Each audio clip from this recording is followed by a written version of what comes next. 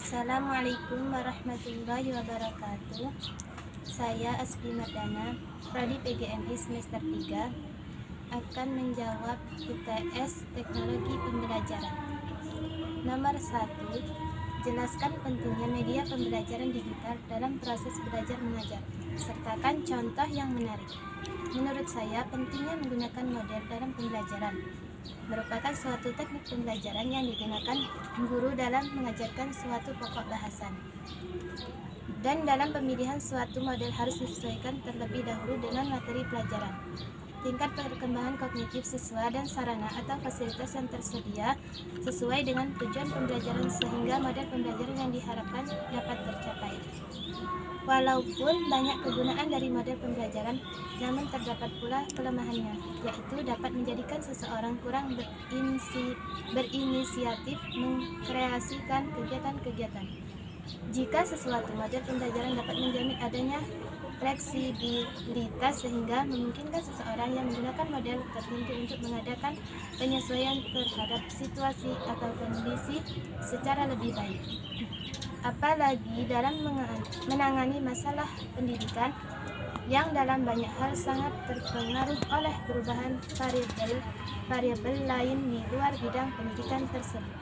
Oleh karena itu, dalam melukis suatu model pembelajaran sebaiknya dimungkinkan adanya perubahan-perubahan dalam mengadakan penyesuaian terhadap kebutuhan yang ada. Nomor 2.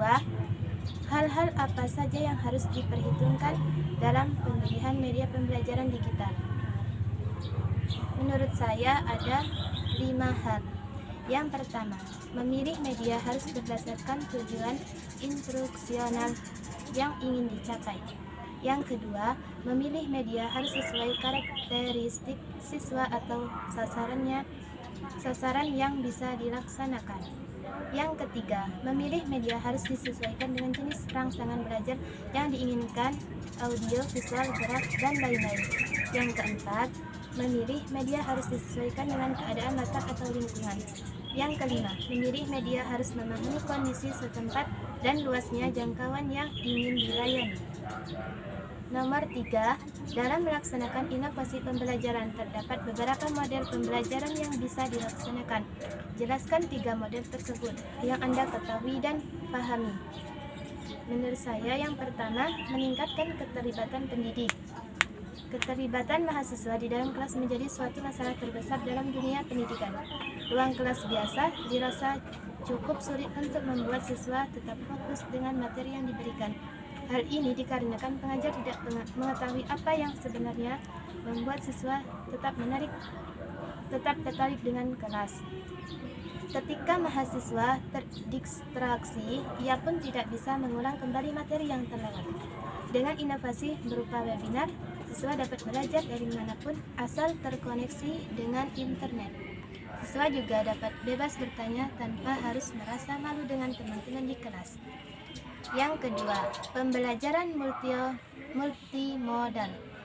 Bagi sebagian orang, membaca adalah hal yang sangat menyenangkan dan dapat menjadi cara terbaik belajar bahasa asing. Namun, tidak semua orang memiliki kemampuan untuk membaca dan membayangkan materi pembelajaran.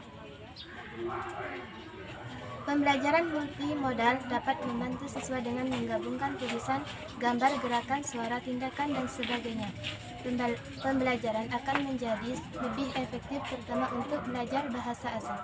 Metode ini dapat digunakan untuk membantu siswa dalam mengingat kosakata kamus bahasa Inggris, Jepang, Mandarin, atau bahasa asing lainnya. Tidak hanya untuk membantu mengingat kosakata, metode ini juga dapat membantu siswa mempelajari, mengingat, dan memahami huruf bahasa Jepang, Mandarin, Korea, Arab, atau bahasa asing yang tidak menggunakan huruf Latin. Yang ketiga, pembelajaran jarak jauh. Di era digital ini, jarak seharusnya bukan lagi suatu masalah dalam dunia pendidikan. Melalui teknologi koneksi internet, kamu dapat belajar apapun dari siapapun. Kini universitas pun sudah ada yang online. Kehadiran secara fisik sudah bukan lagi masalah yang berarti.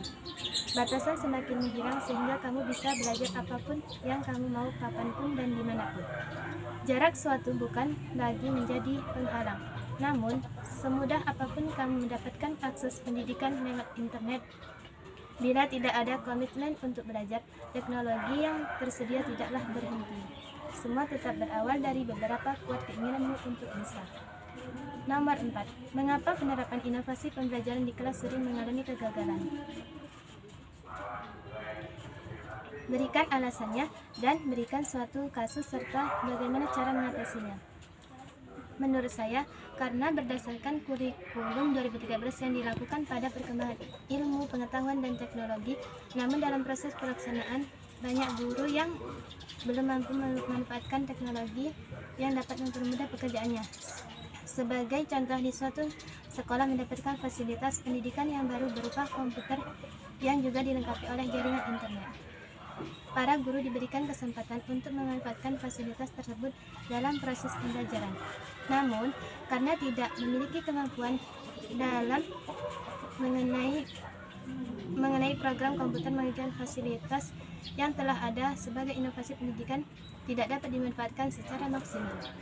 Pada kasus ini terjadi kegagalan inovasi.